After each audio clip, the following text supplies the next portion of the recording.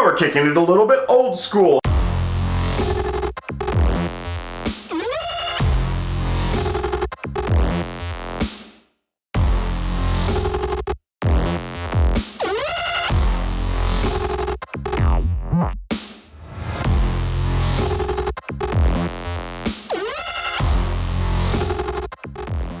Hey, what's up you guys? Nick here from Pink Hat Photography. For those of you new to my channel, my name is Nick. I'm a professional photographer. I've been a professional photographer for the last 4 to 5 years. Though I've had a camera in my hand for the last 16 to 17 years as I've been shooting from high school. And what I mean by we're kicking it old school is we are filming this on a Nikon D5300 and we've got the old set behind me. And the reason we're filming this on the Nikon D5300 is because my primary video camera, my Sony A6100, is what we're reviewing today.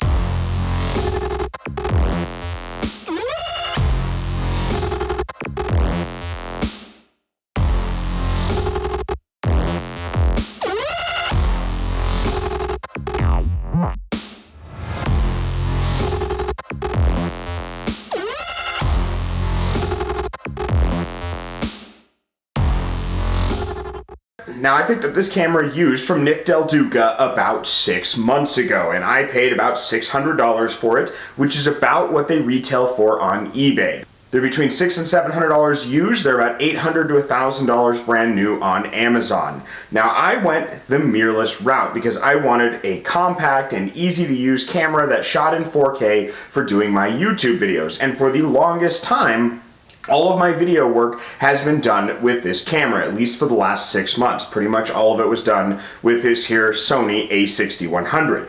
But Nick convinced me that I needed to branch out a little bit, that I needed to use the Sony as a photography camera. I needed to give it a try and see what I thought, since I've primarily used SLR cameras ever since I've got started in photography. So I went out and started doing a little bit of landscape photography with this.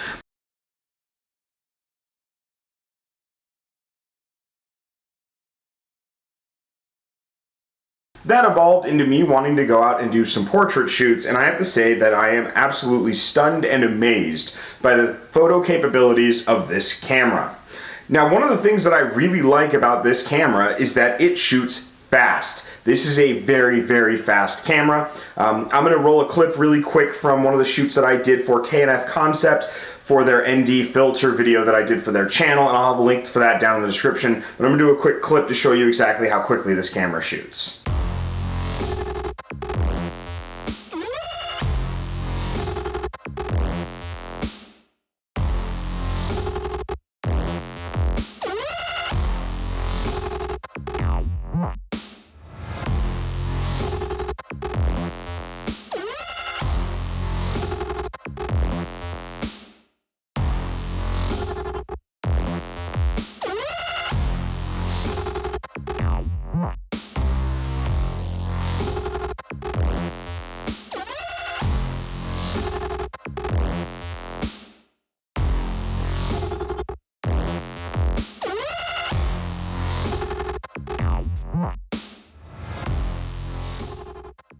Now, if you're wondering why the color is a little bit off, it's not off. I actually edited it in a retro style. The way Jessica was dressed that day, her wardrobe and her makeup, I decided that it would look really, really good for a retro-inspired, almost candid shoot, and that's why we actually ended up going that route with that coloration. But as you can see, the camera is very, very fast, and what's great about this camera is the autofocus features of this camera on the back is I can literally hold it up, as you probably saw me doing, and I just click on her face and I can just boom, boom, boom, boom, boom, boom, boom. Now granted, every one of those photos that I showed in the sequence, I would not deliver those to the model. She got, out of the entirety of the shoot, 500 photos. I sent her about 19 of them, 19 just stellar shots. And the reason I did that sequence is because you never know when you're gonna get a good photo in a sequence like that, and the reason I showed it to you was to show you the speed capabilities of the A6100. realistically, out of that shot sequence, there was probably 1, maybe 2 photos that I would actually send off, that I would actually use as portfolio pieces. But this camera absolutely amazed me on that shoot. Now, we weren't using this lens right here. I was using an 85mm f1.4 with an ND filter. We were shooting wide open, and we're gonna have a whole video on ND filters and why you can use them for portrait photography. When I go out and take landscape photos, I'm lugging around an SLR with a big wide-angle lens and a tripod. I wanted to see how this would do on that kind of shoot. So I didn't bring a tripod at all. I wanted to see how well I could take photos with this on a landscape, and we're gonna go through some of those photos really quickly.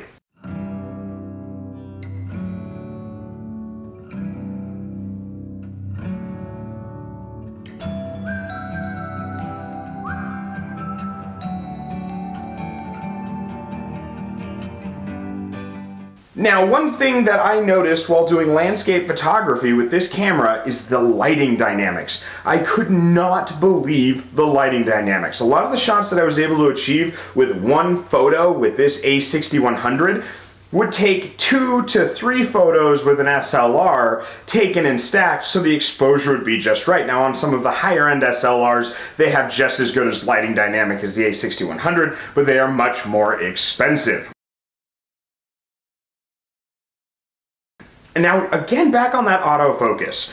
The autofocus is cool because if I want to pinpoint an area, like on this SLR camera, I have to go through, scroll, and click an area. On this camera here, I literally just click where I want it to focus, and as long as that focus point is there, so let's say I want to really be focused on Jessica's eyes, I'll just click her eye, though this does have eye capabilities, it'll just grab an eye and follow it, but if I click on her eye, no matter where I move while taking photographs, as long as that spot is still on this screen, the camera will automatically focus to it. So a sequence of 20 photos, out of those 20 photos, I had 1 that was out of focus. And that was me just holding it like this and taking shots. Now, you're not always going to be in a situation where you can do that.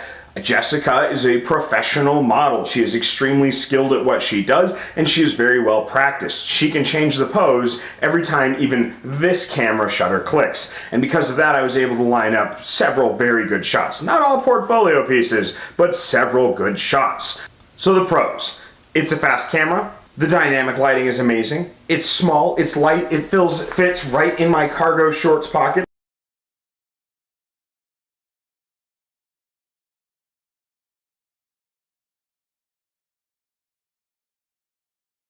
Now, the A6100 does have some downsides. The larger lenses, like that 85mm f1.4 I was using, is huge on this thing, and I mean it's huge. And it kind of throws off the balance a little bit. Not enough where it was affecting the photo shoot, but it did in fact throw off that balance a little bit. The second thing is battery life. Battery life for taking photos is amazing. I've used the same battery for 3 different shoots, and it was absolutely perfect. For video though, those batteries drain super quickly. And the other thing is it takes a little bit more time in Lightroom to get my colors right, but I figure that's something to do with the Sony sensors. I see a lot of complaints about that on the forums about Sony Mirrorless. Really, it comes down to being able to read your histogram and making the correct adjustments on Lightroom, but I was able to get the colors where I wanted them, set up some presets for this camera, and it's absolutely stunning. So what do I give it out of 10? Well, before we jump into what I give it out of 10, I want to ask you guys to please subscribe. So far, we have reached 1,270 or 80 at this point in time subscribers. And at 1,500 subscribers, I am giving away a metal printing of this image.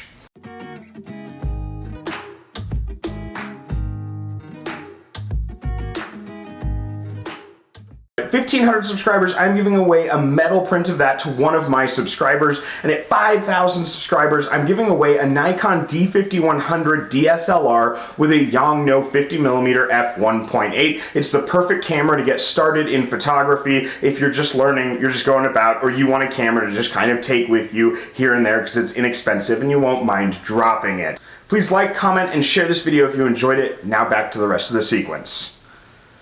Now, what do I give this out of 10? What I give this out of 10 as a budget crop censored mirrorless camera, I will give this a 9.5 out of 10. The battery life on video is not a big deal. If I'm taking video, I'm generally carrying extra batteries, or I'm here at the house and I can easily plug the camera in. The 4K capabilities of this camera more than make up for that fact. The price isn't too bad for what you're getting. You're getting a camera with all of Sony's autofocus capabilities, 4K video, interchangeable lenses that is light, small, compact, and you can use as a point and shoot camera because it fits right in your pocket, and you can get it for the low price of about $500 to $600 used, $700 to $1,000 brand spanking new. A price like that is not bad. Now, the other feature of this, why it's great for vlogging, is that screen does pop out. And for photography, that's fantastic too, because I can hold it at any weird angle and still see that I'm getting the shots that I need to get, whether I'm shooting down low, if I'm shooting up high, if I'm shooting out, if I'm shooting in, if I'm taking selfies. It does all of that with the autofocus capabilities that I need. So, 9.5 out of 10 stars for the Sony A6100. It's not as new as the 6400, doesn't have quite as many features, but if you're on a budget like many of us are, this is a great camera to pick up, and I advise you to do so. But let's let the camera speak for itself. I'm gonna roll a sequence from that shoot with Jessica, and you guys can see exactly the capabilities of this camera.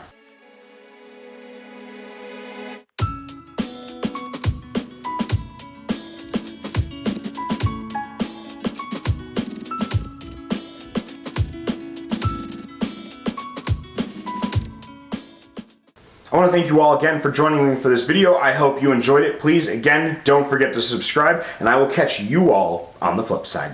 Bye.